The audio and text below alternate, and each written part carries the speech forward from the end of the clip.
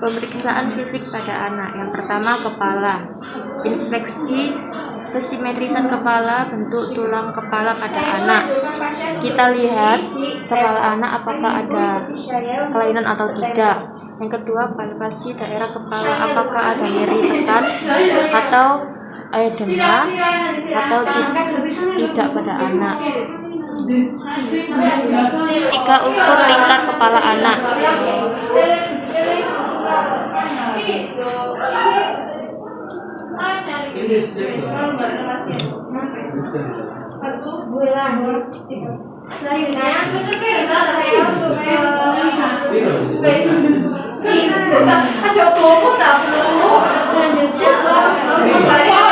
Normal. Kemudian yang kedua, pemeriksaan fisik pada anak wajah. Yang pertama, inspeksi bentuk dan ukuran roman muka. Dua, inspeksi ekspresi wajah pada anak, khususnya di sekitar mata dan mulut. Yang ketiga, inspeksi kesimetrisan lipatan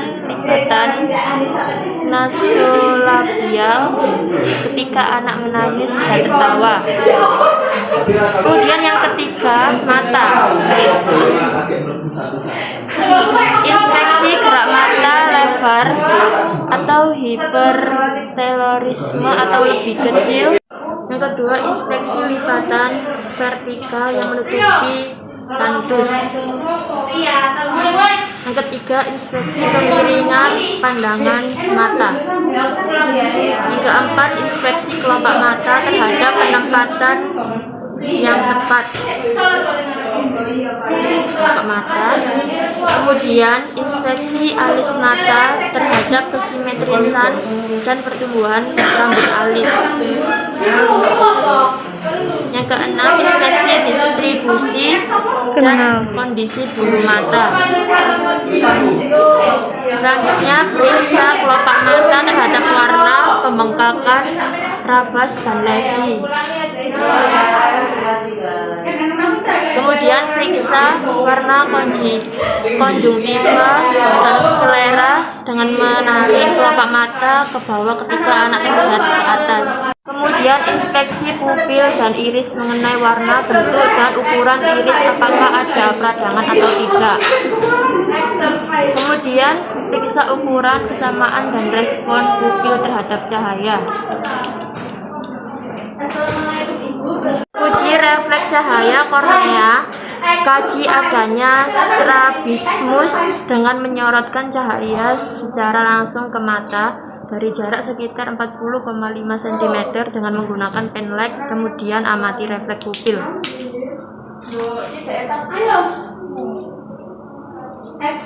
Yang keempat, hidung. Inspeksi ukuran dan bentuk hidung. Amati nares eksternal terhadap pelebaran, rabas, pengelupasan, dan bau. Kemudian infeksi rongga hidung dengan menggunakan penlight, amati keutuhan, warna, dan konsisten mukosa dan posisi septum.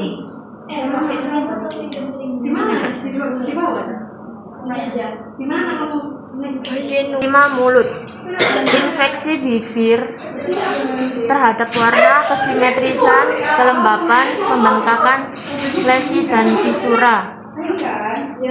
Kemudian periksa batas tepi bukal, gusi, lidah, dan palatum terhadap kelembapan dan keutuhan dan pendarahan. Permisi ya, Dek.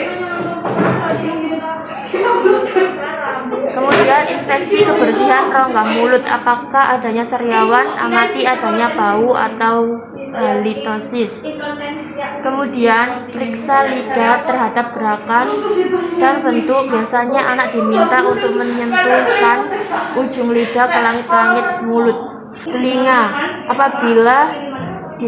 apabila pina ditekan sakit, maka ada infeksi. Kemudian yang ketujuh, leher, adanya benjolan atau tidak. Ke-8, jari. Jari adik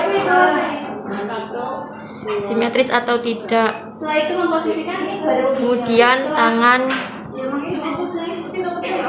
simetris atau tidak. Pemeriksaan dada, kita kaji dada terhadap stridor, serak, dengkur, dan mengi dan batuk.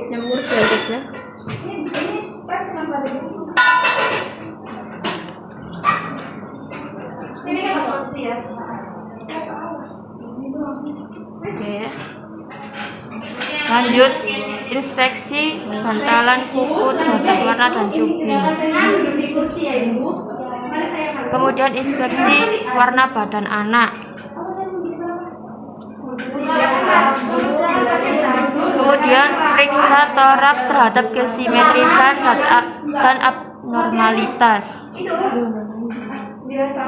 Perhatikan ukuran payudara dalam hubungan dengan umur anak.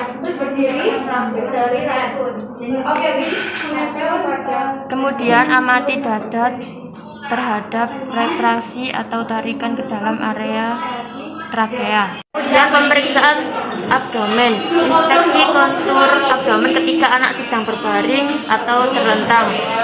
Kemudian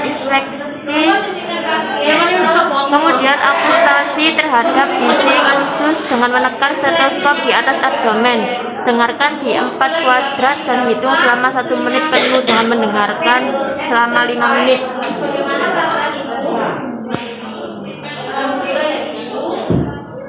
Selesai, jika ibu membutuhkan bantuan saya atau ibu membutuhkan, silakan ibu pencet tombol yang telah tersedia. Kemudian lakukan perkusi pada semua area abdomen. Perawat, ruang perawat. Apakah ibu ada pertanyaan lagi? Kemudian palpasi abdomen setiap kuadrat, apakah terdapat nyeri, tekan atau tidak. Lakukan palpasi ringan dan palpasi dalam.